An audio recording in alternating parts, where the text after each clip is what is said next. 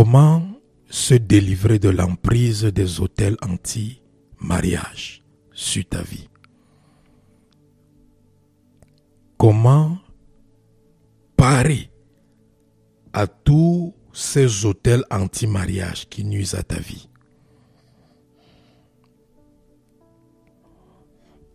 Numéro 1, il faut reconnaître les défis ou les influences négatives qui affectent ton mariage. Il faut reconnaître que cela est lié aux hôtels anti-mariage. Oui. Les 12 choses à faire pour être délivré, pour briser ces hôtels anti-mariage. Les 12 choses à faire. Numéro 1, il faut reconnaître que les problèmes, les difficultés auxquelles tu es confronté dans ton mariage sont liés à ces hôtels anti-mariage. Si tu n'acceptes pas ça, tu ne peux pas vaincre cela.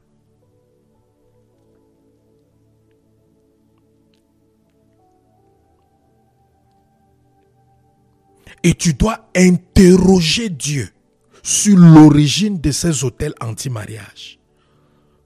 D'où est-ce que ces hôtels proviennent? Est-ce que ce sont les hôtels de famille? Est-ce que ce sont les hôtels générationnels anti-mariage? Est-ce que ce sont les hôtels territoriaux? Est-ce que tu sais qu'il y a des hôtels territoriaux anti-mariage? C'est pour ça que vous allez voir, il y a des territoires, des régions où tous ceux qui partent vivre là-bas n'ont pas de mariage stable. Soit il y a l'infidélité dans le couple qui est constante, soit il y a la violence dans le couple, soit il y a le mensonge et les tromperies, soit on va de mariage en mariage, soit on divorce. Vous allez voir souvent même des quartiers. On va te dire que non, dans ce quartier-là, toutes les femmes là-bas sont frivoles. Pourquoi? Parce que dans un tel quartier, il y a un hôtel territorial, c'est-à-dire un hôtel anti-mariage qui a été bâti dans ce quartier afin d'affecter tous les mariages des gens qui sont dans ce quartier qui ne prient pas.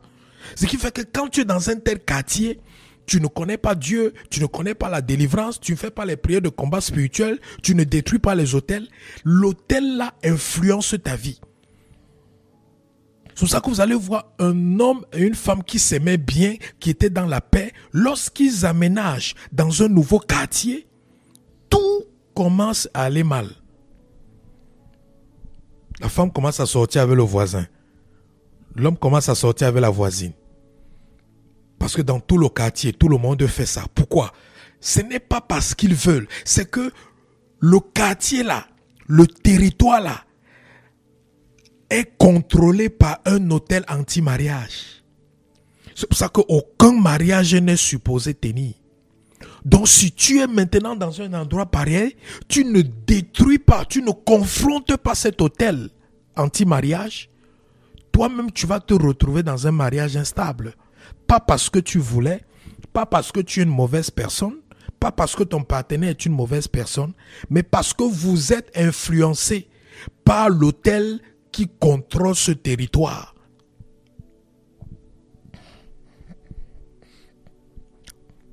Donc, interrogez Dieu sur l'origine de ces hôtels anti-mariage. Est-ce que ce sont les hôtels anti-mariage personnels, c'est-à-dire c'est une personne qui allait bâtir un hôtel anti-mariage contre toi, une personne allait chez des marabouts, chez des féticheurs pour faire pour qu'on puisse travailler contre ton mariage, et en le faisant, le féticheur a bâti évidemment des hôtels parce qu'ils ne font rien sans bâtir des hôtels. Est-ce que c'est un hôtel d'une origine satanique, c'est-à-dire un hôtel qui a été bâti par les sorciers, par les démons? Parce que lorsqu'ils vont opérer dans les villes, dans les quartiers ou dans la vie de certaines personnes, ils bâtissent des hôtels pour pouvoir projeter des esprits légalement contre la vie de ces personnes. Donc tu interroges Dieu et le Saint-Esprit est là pour t'aider dans cette interrogation de Dieu. Le Saint-Esprit est là pour t'aider, pour t'orienter, pour te révéler les choses cachées. Et tu dois le faire avec la foi. Le Saint-Esprit pourra te révéler des choses. Ou alors il pourra passer par des personnes pour te révéler des choses. Ou il pourra passer par un serviteur, une servante de Dieu pour te révéler des choses.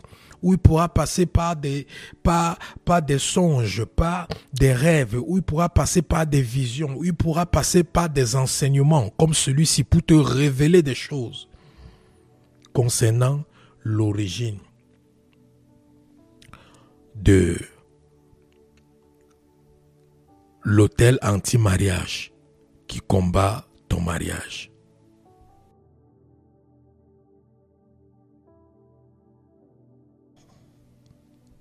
Numéro 2,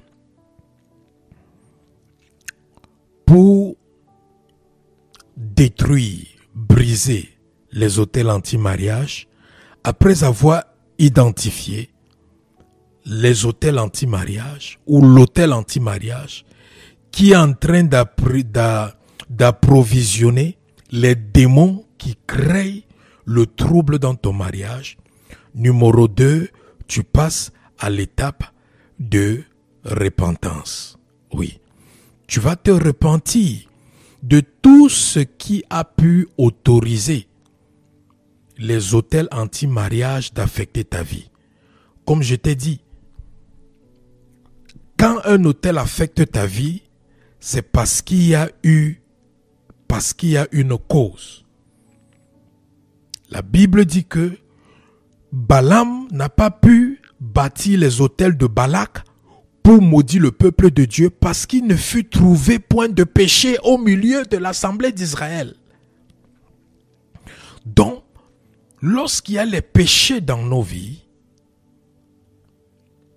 ça autorise les autels anti-mariage d'affecter nos vies conjugales.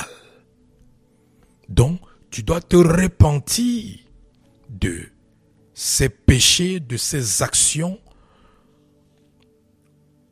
Ça peut être les péchés ou les actions ou les iniquités de même les membres de ta famille, de tes aïeux,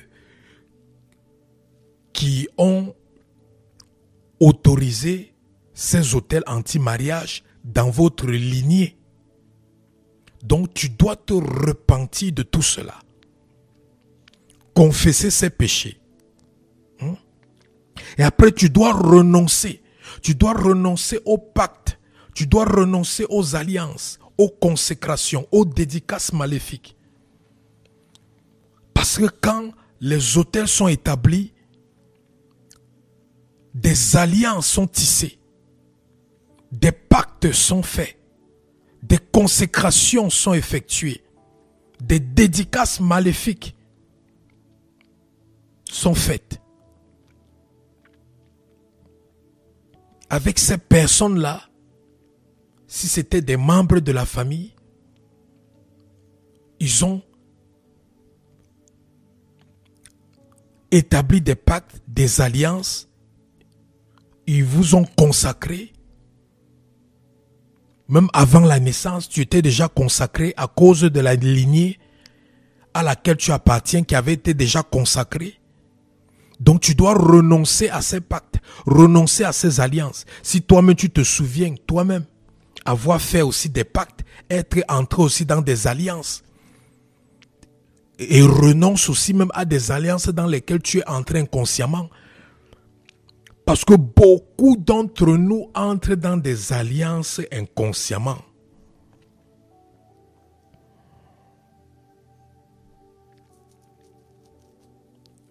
Et beaucoup de personnes ne comprennent pas ça. Beaucoup de personnes pensent que pour entrer dans une alliance avec quelqu'un, il faut être conscient. Non, non, non, non, non, non, non, non, non, non. Les alliances sont La plupart des alliances dans lesquelles les gens se trouvent sont des alliances inconscientes. Dans une alliance, on n'est pas toujours conscient.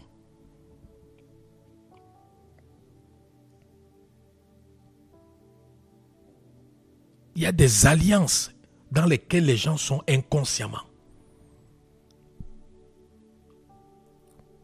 Quelqu'un prononce ses paroles, il fait ses imprécations, il fait ses incantations, il dit que dès qu'il va avoir des rapports sexuels avec toi, tu entres en alliance avec lui. Toi, tu ne sais pas, mais dès que vous avez des rapports sexuels, vous êtes liés. Un lien d'âme est établi.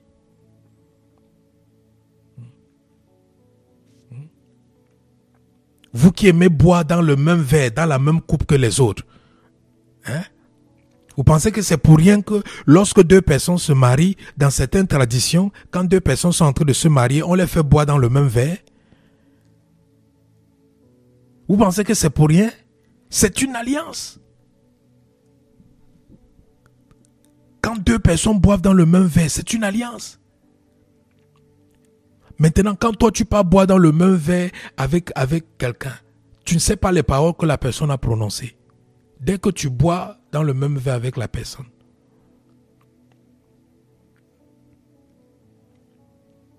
tu manges dans le même plat avec quelqu'un, on va dire que non, c'est l'humilité, machin. Non. Ce sont des alliances. Alléluia. Donc la deuxième étape à faire, c'est de se repentir de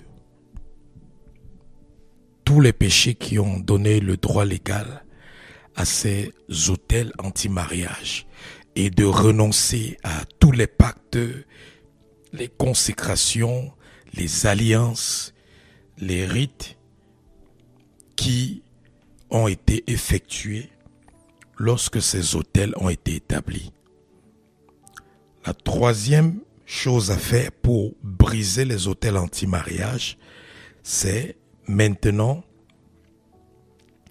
briser les influences négatives de ces autels sur votre mariage.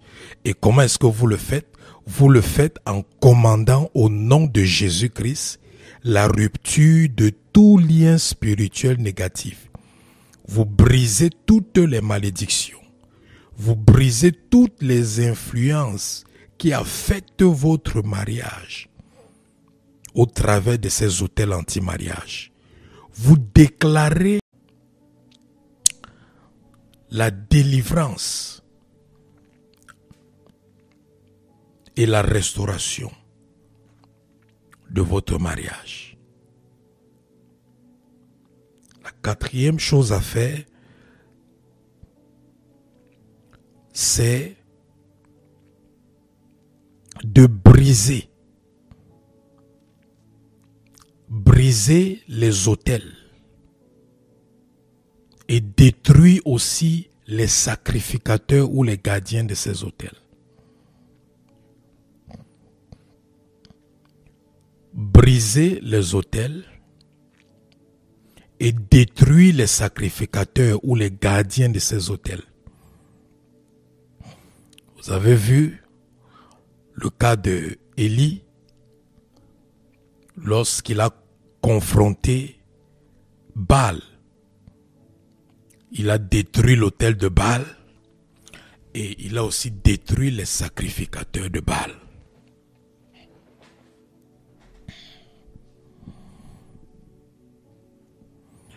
Donc, l'étape numéro 4, c'est de briser ces autels et de les détruire, ainsi que les gardiens, les sacrificateurs. L'étape numéro 5, l'assainissement ou la purification spirituelle de votre mariage. Parce que vous devez savoir que lorsque les esprits recrutés au travers des autels anti-mariage étaient à l'œuvre dans votre mariage, ils ont souillé votre mariage. ils ont souillé, ils ont sali votre mariage. Donc, vous devez purifier et assainir spirituellement votre mariage. Et cela peut se faire de deux façons. Vous pouvez purifier et assainir spirituellement votre mariage au travers des paroles. C'est-à-dire vous prononcez des paroles. J'asperge le sang de Jésus-Christ. Je déclare le nom de Jésus-Christ sur mon mariage. J'asperge les fondements de mon mariage avec le sang de Jésus-Christ. Je purifie mon mariage de toutes les souillures. Parce que ces esprits-là, ils sont venus avec des souillures parce que ce sont des esprits impurs. Ils viennent avec des souillures. Donc vous pouvez purifier, sanctifier, assainir votre mariage par des paroles. Vous pouvez aussi assainir votre mariage au travers des actes de foi ou des actes prophétiques.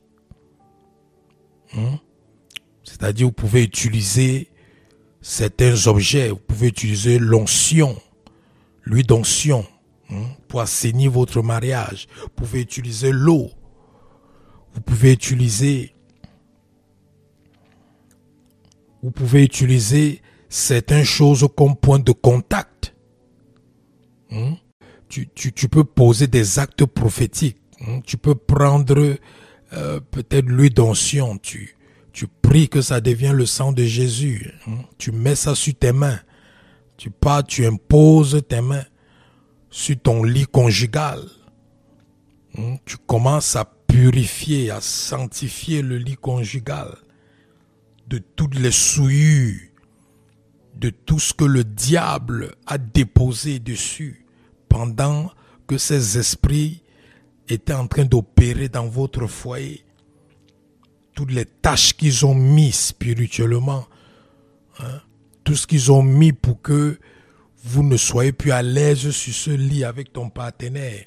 Ce sont les actes, les prières, pas des actes de foi, des actes prophétiques. Ça dépend, tu le fais comme le Saint-Esprit t'inspire. Le Saint-Esprit peut t'inspirer, ok, prends de l'eau dans un vase, tu pries que ça devienne le sang de Jésus. Asperge maintenant cette eau-là dans toute la maison. Que ça purifie, ça sanctifie votre mariage, machin. Donc, le Saint-Esprit peut t'inspirer, ok, prends vos habits de mariage. Prie dessus. Ou prends les vêtements de ton partenaire. Prie dessus, déclare. Mets l'huile d'onction sur tes mains. Prends les vêtements de ton partenaire. Parle dessus. Déclare, purifie, sanctifie. Donc, c'est ça qu'on parle des actes de foi. Lorsqu'on parle des actions prophétiques, on parle de toutes ces choses. Ce sont des choses qui ne sont pas des formules, mais ce sont des choses qui se font sous l'inspiration du Saint-Esprit. Donc c'est la raison pour laquelle je ne peux pas vous dire l'acte prophétique que vous devez poser. Non, parce que les actes prophétiques sont inspirés par Dieu et ils sont inspirés pour des cas spécifiques et pendant un temps spécifique. Souvent, Dieu peut me donner un acte prophétique et il va me dire, ok, l'acte prophétique, si c'est seulement pour ce programme. Donc, pendant ce programme, je fais part de cet acte prophétique. Mais après ce programme, j'arrête. Donc, c'est pas comme si ça devient une répétition. Donc, ça dépend. Mais il peut aussi y avoir des cas où Dieu te donne un acte prophétique et il te demande de continuer à le faire. Et tu le fais jusqu'à ce que il te demande d'arrêter.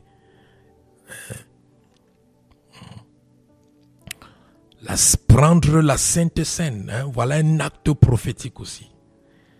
Manger le corps de Jésus, boire le sang de Jésus, voilà un acte prophétique pour assainir le mariage, pour assainir ton couple.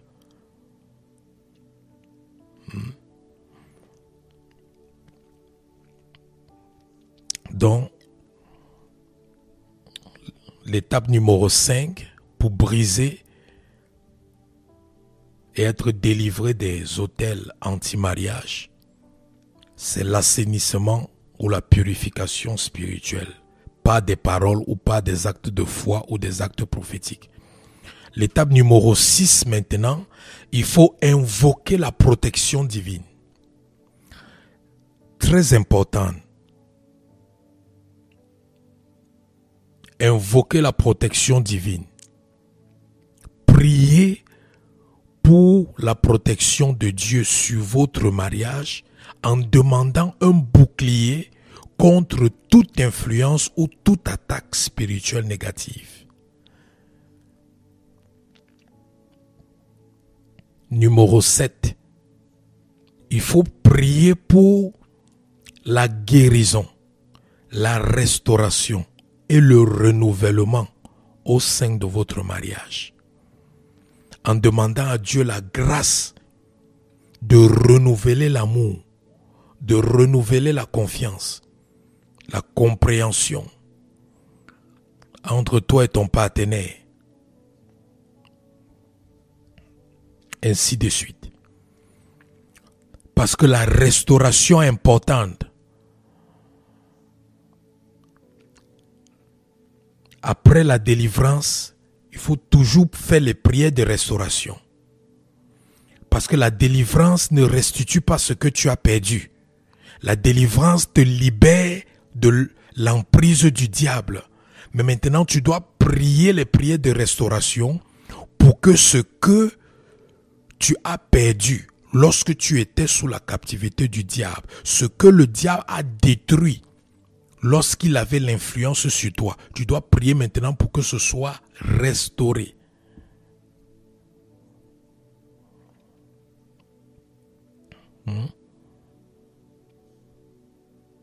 Voilà.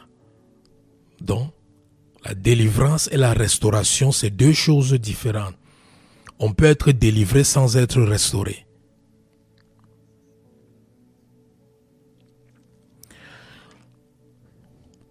Étape numéro 8, il faut réaffirmer votre foi dans la puissance et la souveraineté de Dieu. Oui. Tu dois réaffirmer ta foi. Ta foi dans la puissance et dans la souveraineté de Dieu. C'est-à-dire en faisant confiance en la capacité de Dieu à guérir, à protéger, à restaurer ton mariage. Voilà. Et tu le fais en faisant quoi? En faisant des déclarations de tout ton cœur, de ta confiance envers Dieu. Tu dois déclarer ça parce que la Bible dit que ce que tu crois et que tu professes de ta bouche, c'est ça qui sera établi. C'est ça qui sera établi.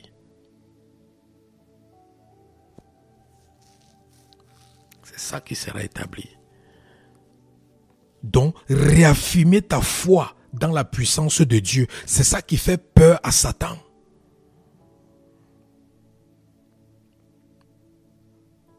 Parce que quand tu te décourages, quand tu sombres dans la peur, dans la panique, tu es déjà vaincu. Mais quand tu réaffirmes ta foi, quelle que soit la condition de ton mariage, tu déclares que oui, Seigneur, je sais que mon mariage est dans une condition irréparable, mais toi, Éternel, j'ai la foi en toi, que tout est possible pour ceux qui croient en toi. J'ai la foi que tu vas réparer mon mariage, tu vas restaurer mon mariage, car tu es le Dieu des cas impossibles. Tu es le Dieu pour qui rien n'est impossible. Ce qui est impossible n'existe pas devant toi. Dans ton vocabulaire, l'impossibilité n'existe pas parce que tu es le Dieu des possibilités. J'ai la foi que tu vas agir. J'ai la foi que tes promesses concernant mon mariage vont s'accomplir. J'ai la foi que les prières que je fais auront des effets. Ça portera des fruits. J'ai la foi que pendant que je suis en train de prier, tu m'écoutes. Même si je ne ressens rien, même si je n'écoute rien, j'ai la ferme assurance et la conviction que pendant que je prie, tu m'écoutes et que tu m'as écouté et que tu continueras toujours à m'écouter. J'ai la ferme conviction que tu es en train de travailler dans l'ombre, même si mes yeux ne voient rien. Donc, tu déclares, tu réaffirmes ta foi en Dieu. Étape numéro 8, c'est réaffirmer ta foi en Dieu. Étape numéro 9, prie pour la sagesse et le discernement afin de gérer toute nouvelle tentative visant à nuire à ton mariage. Donc, prie pour demander à Dieu la sagesse et le discernement afin de reconnaître et de gérer toute nouvelle tentative visant à nuire au mariage. Parce que le diable va toujours tenter. Donc, il ne faut pas seulement résoudre le problème, mais il faut aussi prévenir le problème. La prévention est importante. La prévention est importante.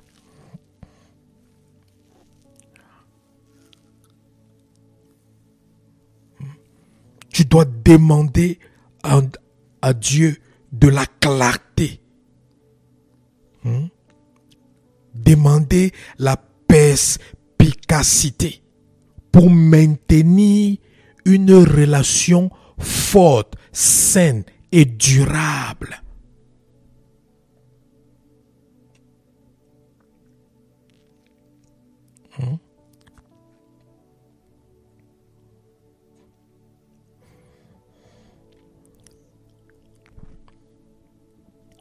Numéro 10. Tu dois renforcer le lien conjugal avec ton partenaire. Tu dois renforcer le lien conjugal avec ton partenaire. Comment est-ce qu'on renforce le lien conjugal avec son partenaire? Donc, vous devez vous concentrer sur certains éléments. Donc, implorer la grâce de Dieu afin que vous ayez une communication ouverte, qu'il y ait un soutien mutuel dans le couple. Réaffirmer vos vœux et vos engagements très importants. Les engagements que tu as pris le jour du mariage, la bien-aimée, tu souffres aussi parce que depuis que tu as pris les engagements le jour du mariage, tu n'as pu réaffirmer tes vœux et tes engagements. Même si tu peux le faire tous les jours, réaffirme ton engagement à ton épouse, à ton époux. Réaffirme les vœux. Parce que c'est les paroles que tu prononces tous les jours là, c'est ça que tu vas vivre, c'est ça qui va rendre ta foi inébranlable vis-à-vis de ton mariage. Parce que la Bible dit que la foi vient de ce qu'on entend. Et la répétition de certaines déclarations, c'est ça qui donne la force de ces déclarations dans ta vie.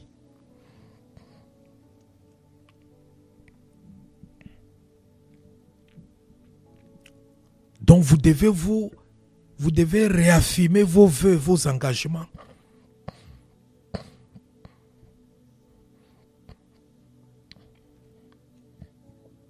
Même si ton partenaire ne veut pas le faire, toi fais-le. Même si ton partenaire ne veut pas ne veut pas t'écouter, prends quelque chose qui représente ton partenaire. Prends une photo de ton partenaire. Prends un vêtement de ton partenaire. Tu poses ça devant toi. Tu réaffirmes ton engagement. Tu réaffirmes ton engagement. Les femmes qui volent vos maris là, les hommes qui volent vos femmes là, vous pensez qu'ils font quoi? Ils restent chez eux. Ils prennent les points de contact de vos femmes et de vos maris. Ils font des invocations dessus. Vos maris sortent de vos maisons et les suivent. Vous pensez que Satan a triché ça où? Chez Dieu. Satan a copié Dieu.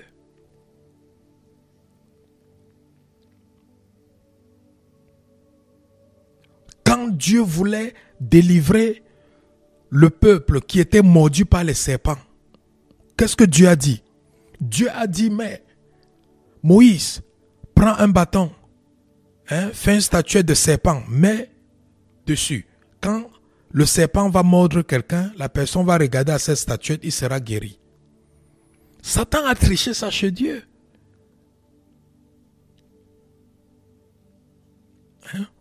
L'eau était amère. Le peuple pleurait. Dieu a dit, Moïse, prends une branche d'arbre, jette dans l'eau. Il a pris la branche d'arbre, jeté dans l'eau. L'eau est devenue saine.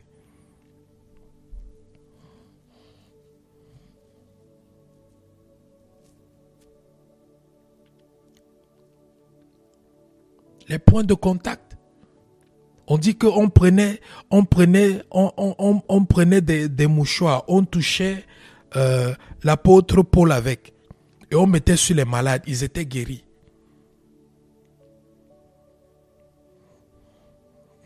Donc, prends les points de contact de ton partenaire. Ça peut être une photo, votre alliance de mariage. Prends les points de contact de votre partenaire. Réaffirme tes engagements. Invoque-le. Ce qu'on appelle les incantations là, le diable a tout simplement copié Dieu.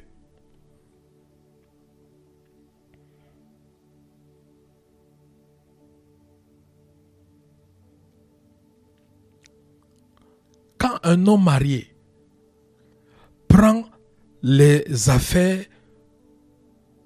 de sa femme, il invoque des prières, il invoque son âme, il invoque son esprit, il invoque son corps dans la maison. Est-ce qu'il est en train de faire la sorcellerie? Il a le droit légal de le faire. Il est en train de faire la parole de Dieu.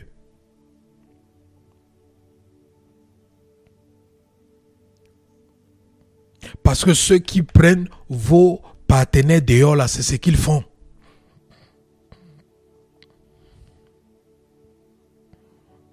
Ils partent travailler sur leur corps, ils partent travailler sur leurs mains. Ils viennent saluer ton mari, saluer ton épouse, c'est fini.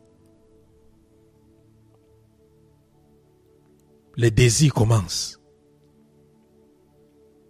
Mais toi, quelle est la dernière fois que tu as prié sur ton corps avant d'aller avec ton épouse ou ton mari au lit? Tu ne le fais pas, non?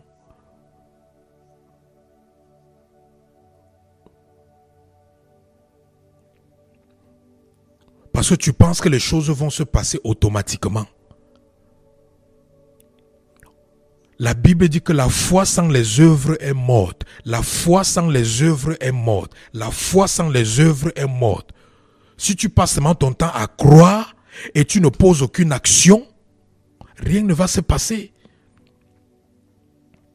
Il est hors de question que tu es un enfant de Dieu. Tu prépares, tu donnes à ton mari. Il n'aime pas. Mais il n'a pas aimé la nourriture qu'on a envoûtée dehors. Non. C'est que toi-même, à partir d'aujourd'hui, quand tu prépares, verse l'huile d'onction dans la nourriture. Si ton mari se fâche que pourquoi tu as versé l'huile d'onction dans la nourriture pour l'envoûter, dis que c'est moi qui ai dit, qui vient me demander. Verse l'huile d'onction prépare avec l'huile d'onction dans la nourriture. L'huile d'onction compris avec la verse dans la nourriture.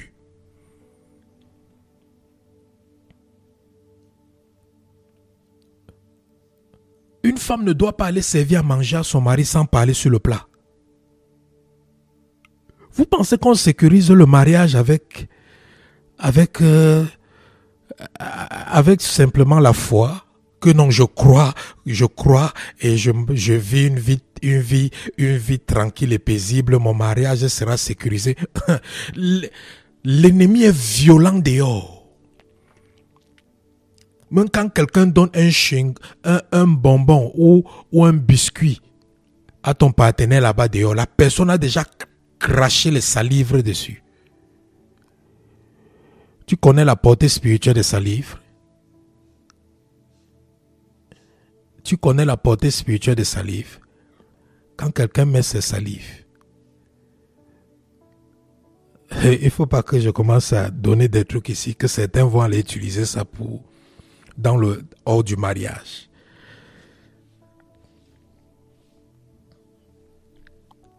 Oui,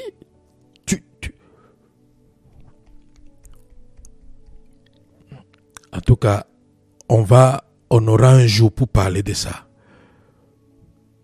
On aura un programme comment récupérer son mari ou son épouse qui est parti.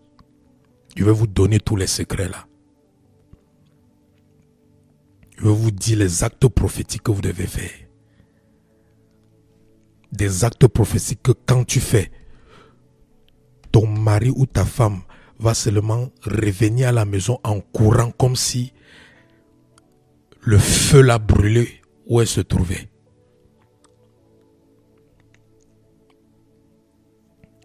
Donc numéro 10, vous devez renforcer le lien conjugal en vous concentrant sur une relation de grâce, sur une communication ouverte, le soutien mutuel et réaffirmer les vœux et les engagements.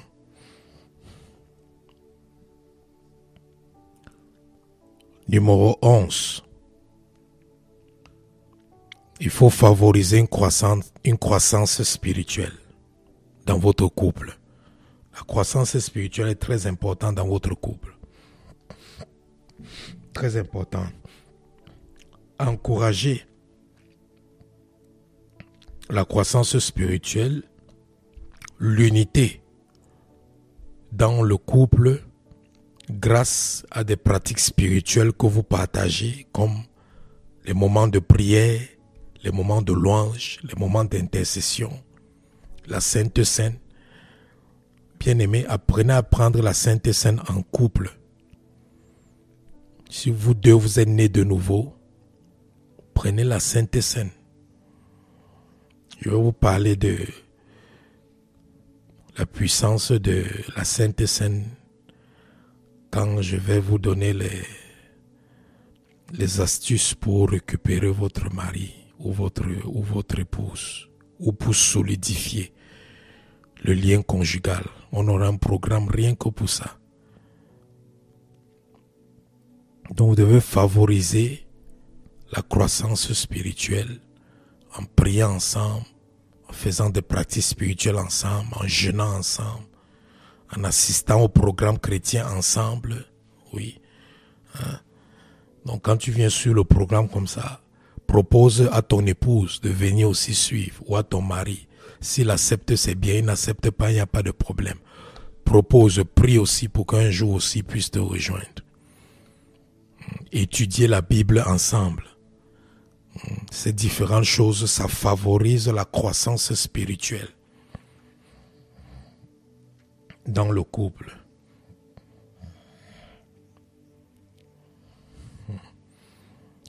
Donc, et numéro 12, la 12e chose à faire, c'est aussi de consulter un serviteur ou une servante de Dieu ou un chrétien ou une chrétienne à qui vous faites confiance et qui est expérimenté dans le combat spirituel et la délivrance. Et cette personne pourra vous apporter un soutien dans la prière, un soutien dans les orientations. Cette personne pourra vous proposer des conseils et pourra aussi même vous aider peut-être aussi avec les actes prophétiques ou les actes de foi adaptés pour répondre à vos problèmes ou vos défis spécifiques que vous avez dans votre foyer. Donc, c'est ça les 12 choses à faire pour briser et être délivré de l'emprise des autels anti-mariage.